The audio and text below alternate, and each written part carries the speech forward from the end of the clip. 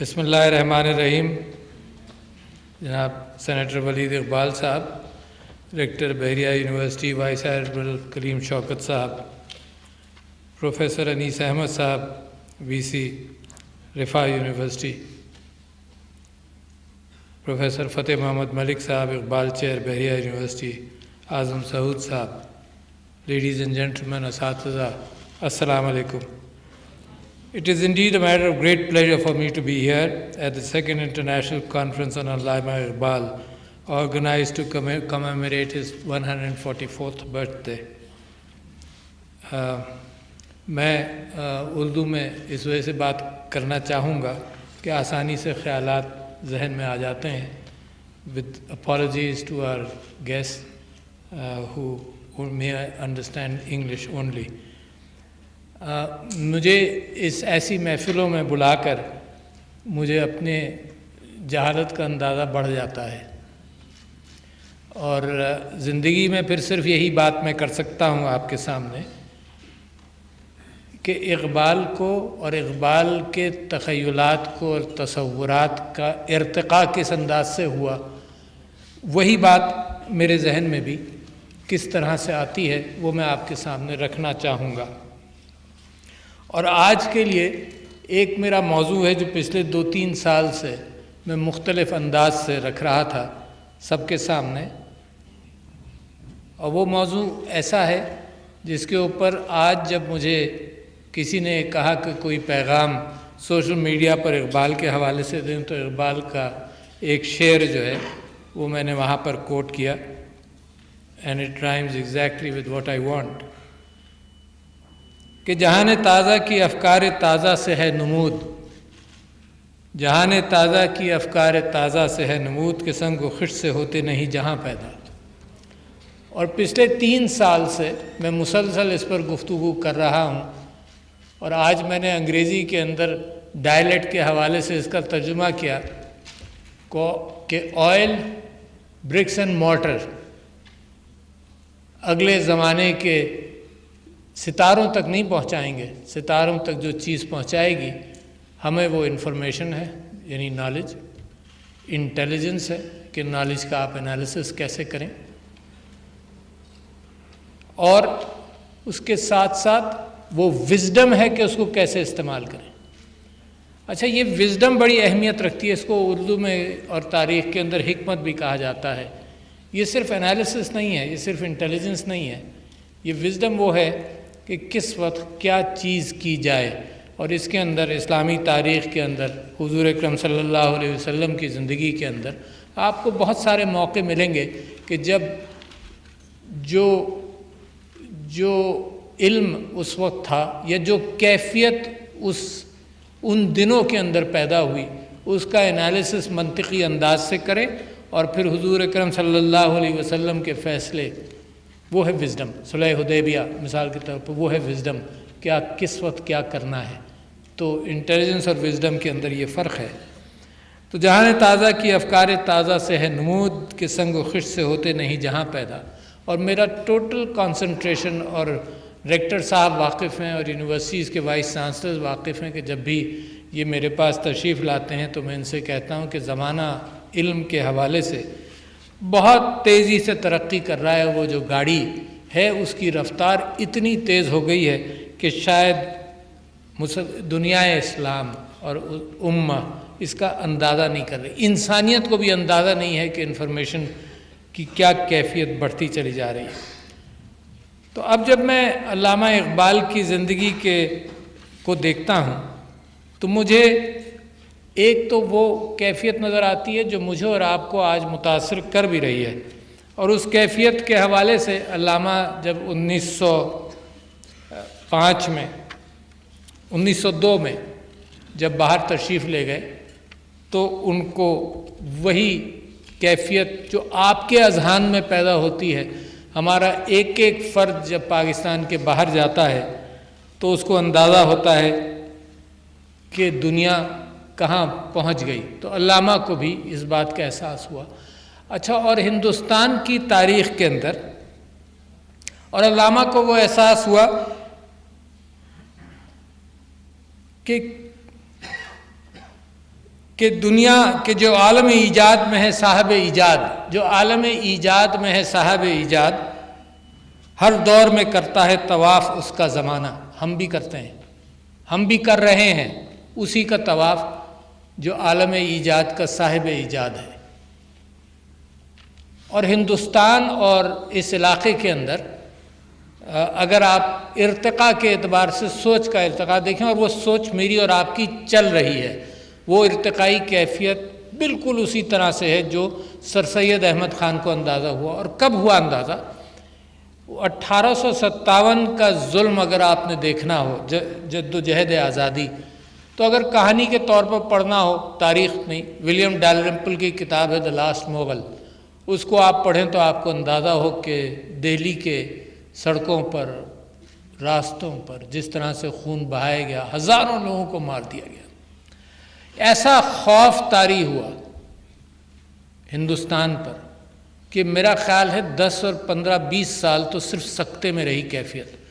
اس زمانے میں سر سید احمد خان نے صرف ایک بات کی کہ علم تلاش کرو، علم کو پکڑو. مسلمانوں کے اندر آپ کو معلوم ہے، اگر سندھ کے متعلق تاریخ لکھی جاتی ہے تو سندھ کے اندر کہا یہ جاتا ہے کہ جو یہاں کا حساب کتاب کرنے والا بنیا تھا، اس نے کتابوں کے اندر وہ کیفیات اور وہ جائیدادیں اور جس طرح سے قرض دیتا تھا اور اس کے اوپر سود لگاتا تھا، تو یہاں کے مسلمانوں کو سندھ میں پتہ ہی نہیں تھا کہ ہوا کیا، اور وہ اپنی جائیدادیں کھو بیٹھے. تو وہ تو کم سے کم علم کے قریب تھا.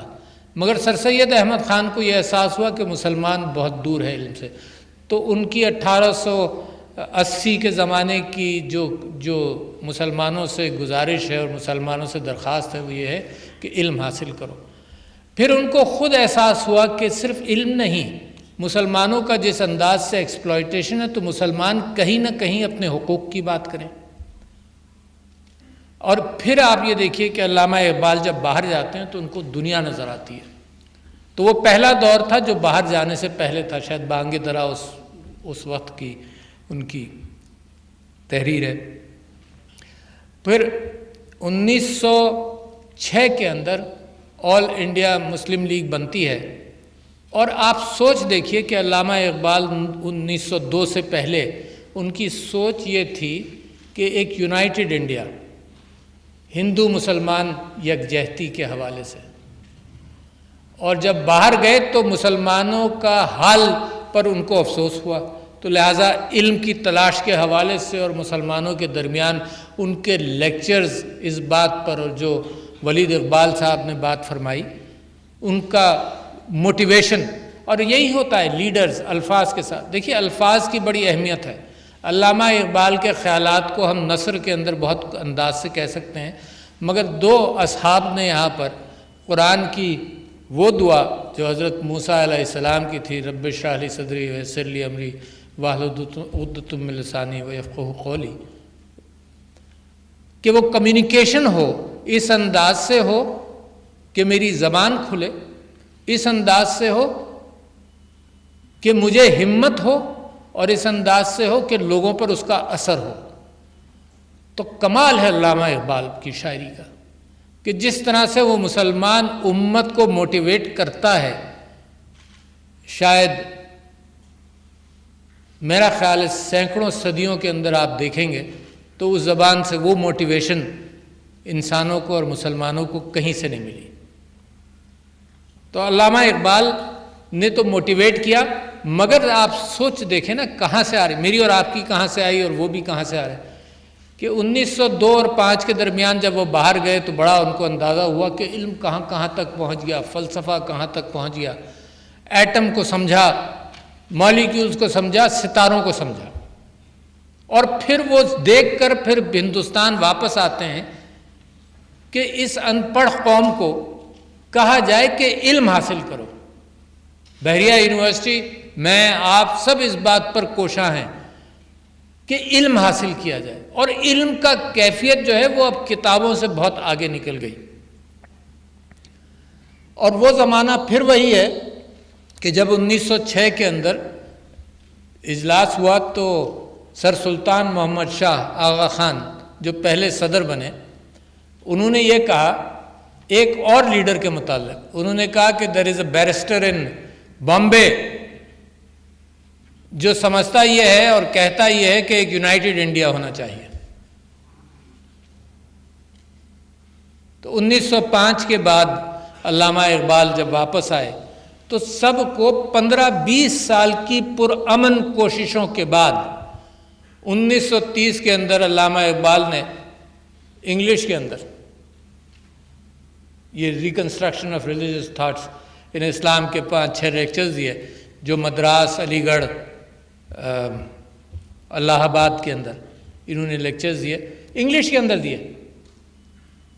अच्छा, और कितने सोचते होंगे इंग्लिश में, वहाँ पर कितने लोग समझते होंगे, मगर क्यों? क्योंकि उनका पैगाम दुनिया इस्लाम के लिए था और यूरोप और मगरिब के लिए भी था। और फिर उनके यही ख्यालात उन्होंने राउंड टेबल कॉन्फ्रेंस में भी जाकर बताए, और अभी भी वो अब मुस्लिम स्टेट विद इन इंडिया की बात कर रहे हैं। वो अभी भी इंडिपेंडेंट मुस्लिम स्टेट की बात नहीं कर रहे। और कायदे आज़म भी अब 1928 के करीब शायद वो मुस्लिम लीग के इजलास के अंदर और कांग्रेस के इजलास को एक शहर में करवाना चाहते थे कि वो दोनों जगह शरीक हो सकें। तो ये कोशिशें हैं अल्लामा इकबाल की। मगर इल्म के एतबार से जो वलीद ने बड़ी अच्छी बात की, वलीद इकबाल साहब ने बड़ी अच्छी बात की कि अल्लामा इकबाल सितारों के एतबार से और एटम के एतबार से दोनों चीज़ें समझ रहे हैं। और मैं और आप, मेरे लिए तो बहुत ही एक ये कैफियत है कि मैं मुसलसल मुताज्जिब होता रहता हूँ कि जो साइंस दुनिया के अंदर जिस एतबार से चलती है, कि अल्लामा इकबाल ने सितारों से जहाँ आगे जहाँ और भी हैं, और फिर ये साइंस जो है, जो अल्लामा ने सवाल किया और रिकंस्ट्रक्शन ऑफ रिलीजियस थॉट के अंदर भी उस बात का जिक्र है कि फिर क्या, कहाँ से शुरू, कहाँ से, वो अल्लाह कहाँ है। तो साइंस जो है वो भी बिग बैंग तक पहुँच गई। उसने कहा कि जी everything started from nothing and then the big bang happened, यानी उससे पहले क्या, कुछ नहीं। उसके बाद physical principles and physical formulas भी शुरू के 15-20 मिनट तक वो फार्मूलाज भी अप्लाई नहीं होते। उसके बाद फिर मैटर जिस तरह से पैदा हुआ और जो कैफियत हुई वो वहाँ से शुरू हुआ। अच्छा, हम जैसे लोग, अच्छा 200 साल पहले तो ये समझा जाता था कि ज़र्रा जो है सबसे छोटी चीज़ है, रेत के ज़र्रे उठा लें ये सबसे छोटी चीज़ है। तो अल्लाह ने, उससे पहले तो ये भी समझा जाता था कि दुनिया सबसे बड़ी चीज़ है कायनात में। फिर गैलीलियो ने कहा कि नहीं, दुनिया भी सूरज के गिर्द घूमती है, सूरज बड़ा हो, तो वो मौत से बच गया। फिर कायनात का पता चला, अरबहा सितारे, अरबहा मिल्की वेज, अरबहा ये कैफियतें नज़र आईं। तो क्वांटिटी वगैरह तो इंसान की अब समझ में है नहीं। हम छोटे मोटे कीड़े भी कहना हमें ज़्यादती है कायनात के एतबार से। अल्लाह का एहसान है हम जैसों के ऊपर कि कुछ हमें इल्म पता चल गया। और इल्म के अंदर भी अगर आप इन्फिनिटी के तौर पर कहें तो आपको इन्फिनिटली लेस पता है, इल्म है भी नहीं कुछ। तो अल्लामा ने बात की सितारों तक और लोगों को एक होप दिया, और फिर साथ साथ ये भी कहा जो आपके लिए बिल्कुल सही है, किस तरह हुआ कुंद तेरा निश्तर तहकीक। वाह, किस तरह कुंद हुआ तेरा निश्तर तहकीक, होते नहीं क्यों तुझसे सितारों के जिगर चाक। और आजकल वो कैफियत है कि सितारों के जिगर चाक, ये एटम्स के जिगर चाक भी कर रहा है इंसान। और एक अजीब और कैफियत आई जो आइंस्टाइन ने पहले कहा कि स्पूकी रिएक्शंस, जो इंसान की समझ में आज तक नहीं आया। स्पूकी रिएक्शंस, आइंस्टाइन ने गिव अप कर दिया वहाँ पर स्पूकी रिएक्शंस। और आप सब यहाँ पे प्रोफेसर्स वगैरह हैं, आपको ज़्यादा इल्म है कि ये समझ में नहीं आया कि क्वांटम लेवल पर, ज़र्रे से छोटा एटम, एटम से छोटा फिर क्वांटा और हिग्स बोसॉन और ये सारी चीज़ें, कि क्वांटम लेवल पर क्या रिएक्शंस हो रहे हैं। और कल परसों ही मैं एक मजमून पढ़ रहा था जिसके अंदर मुआन के ऊपर, विच इज़ अ सब एटॉमिक पार्टिकल, कि उसकी मूवमेंट के अंदर एक स्पिन है, जो वर्चुअल पार्टिकल जो क्रिएट होते हैं, अल्लाह क्रिएट करता है कहीं से, कुछ इंसान को पता ही नहीं किस अंधेरे में वो फिर रहा है, कि वर्चुअल पार्टिकल्स उसकी स्पिन को मॉडिफाई करते हैं, क्रिएट होते हैं और वर्चुअल पार्टिकल्स ख़त्म हो जाते हैं। कुन फयकून की कैफियत जहाँ सितारों में है, वहाँ माइन्यूटेस्ट ऑफ पार्टिकल्स के अंदर के वर्चुअल पार्टिकल्स, जिसका किसी को कुछ समझ में नहीं, کریٹ ہوتے ہیں اور ختم ہوتے ہیں۔ تو لہذا میں آپ سے یہ بات کہہ رہا تھا کہ ہندوستان کے اندر ایک ارتقائی اعتبار سے علامہ اقبال نے موٹیویٹ کیا انسان کو، اور دیکھیں موٹیویشن ہی چیز کو آگے لے جاتا ہے۔ حضرت موسیٰ کی دعا اللہ تعالیٰ نے سے انہوں نے کی، کیونکہ وہ بھی خوفزدہ تھے فرعون کے دربار میں جانے کے لیے، جو اللہ نے حکم دیا تھا کہ جاؤ، تو اللہ نے کہا کہ گھبرائے زبان کے اندر، انہوں نے کہا کہ جی زبان کے اندر لکنت ہے، دعا کی کہ وہ مجھے بولنے کا طاقت دے، پھر اللہ نے ایک اور ان کو طاقت دی، اسی لیے کہ ان کو ہمت دلائی جائے کہ جاؤ جس محفل میں تم نے بات کرنی ہے اس کے لیے اللہ تمہیں طاقت دیتا ہے کہ تم اپنا ہاتھ اگر بغل میں لگاؤ گے اور نکالو گے تو اس میں سے نور نکلے گا، اور پھر عصائے موسیٰ بھی دی جس کا آپ نے خود پڑھا۔ تو یہ جو کمیونیکیشن ہے یہ اقبال کا سب سے بڑا ہنر ہے، ایک ایک شعر کے اندر میری زندگی اور آپ کی زندگیوں کی سوچ پیوستہ ہے، اور وہ مسلمان امہ کو اٹھاتا ہے۔ تو میں آج سمجھتا یہ ہوں کہ پاکستان کے اوپر پورا علامہ اقبال اور مسلم امہ کے اوپر پوری علامہ اقبال کی موٹیویشن، شاعری، کیفیت اور وہ جذبہ جو علامہ اقبال چاہتے تھے وہ جذبہ وہاں سے نکلنا چاہتا ہے، نکلنا چاہیے۔ اور علامہ بار بار کہتے ہیں تو شاہی ہے پرواز ہے کام تیرا، تیرے سامنے آسماں اور بھی ہے، مسلسل موٹیویشن۔ پھر علامہ اقبال نے قائد اعظم کی سوچ کے اندر بھی 1930 سے میرا خیال ہے 30 سے 36 تک خطوط کا آپس میں ایکسچینج بھی ہوتا رہا، علامہ اور قائد اعظم محمد علی جناح کی سوچ بھی رہی۔ اور پھر واپس آتا ہوں اس بات پر کہ دیکھیں کتنی کوشش کی مسلمان نے ہندوستان کے اندر پرامن طور پر رہنے کی، کتنی کوشش کی، یعنی یہ ان لوگوں کے جو میرے لیڈران ہیں ان کی سوچ کے اندر آپ کو کیفیت میں نے بتائی کہ 1857 سے لے کر 1930 تک اور 1930 کے بعد بھی مسلم اینٹی ود ان انڈیا، یہ سوچ تو میرا خیال سے 1936-37 تک یہ کوشش جاری رہی، مسلم entity within India until 1940 کا ریزولوشن، اس کے بعد بھی کوشش جاری رہی، مسلم entity within India.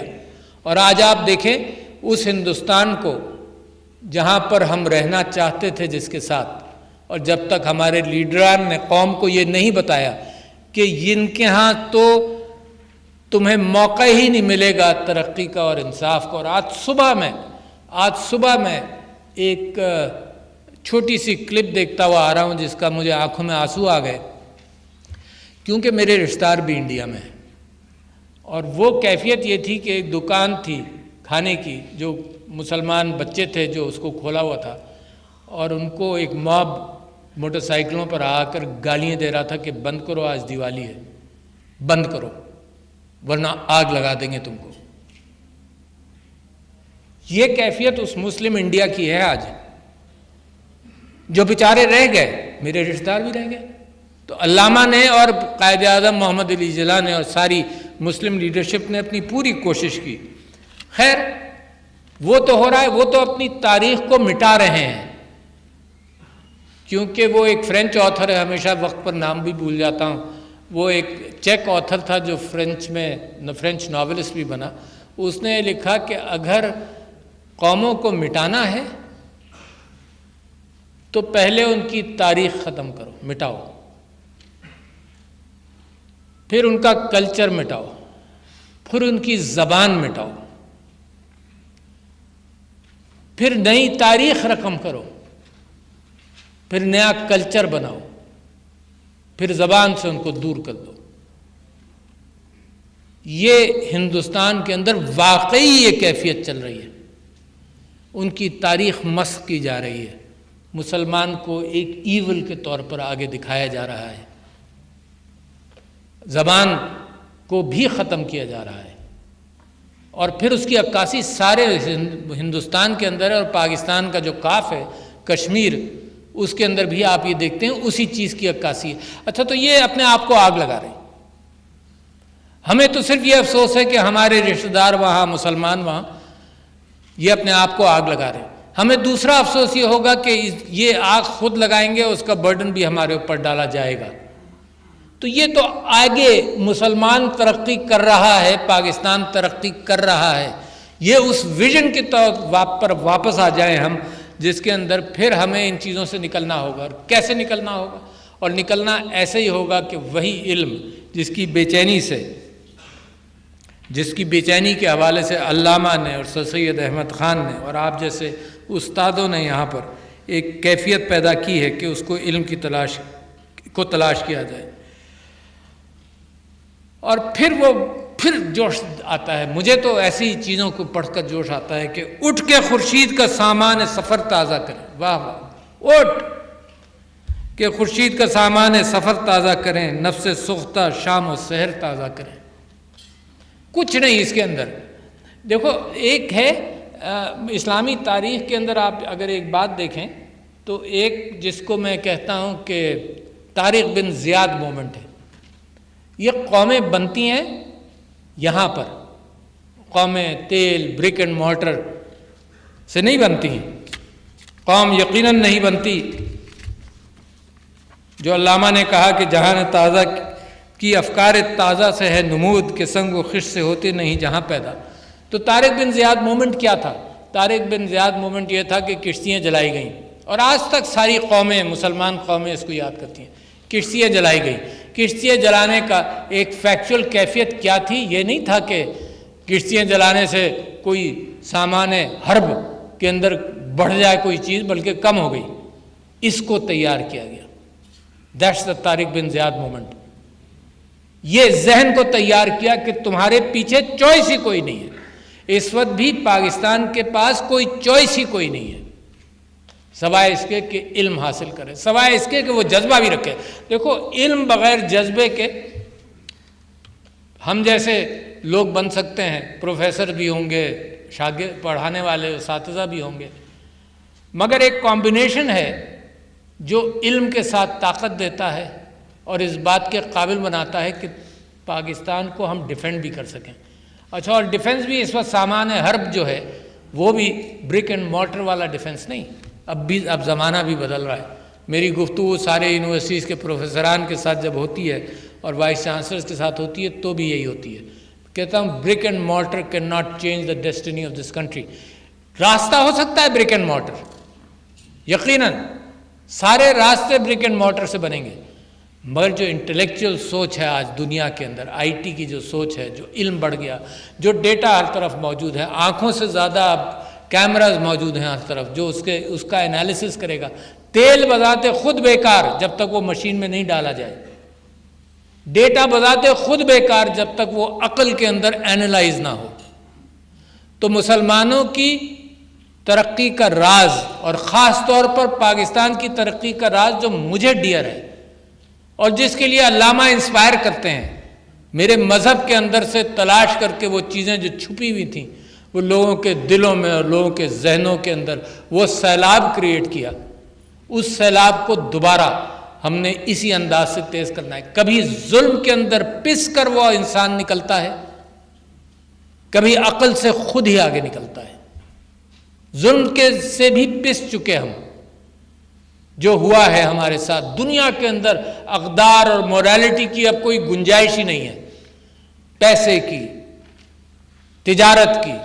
Kashmir میں جو ظلم ہوتا رہے، مگر تجارت اور پیسے کے اعتبار سے جو انڈیا کا اثر رسوخ ہے تو ظلم ہوتا رہے۔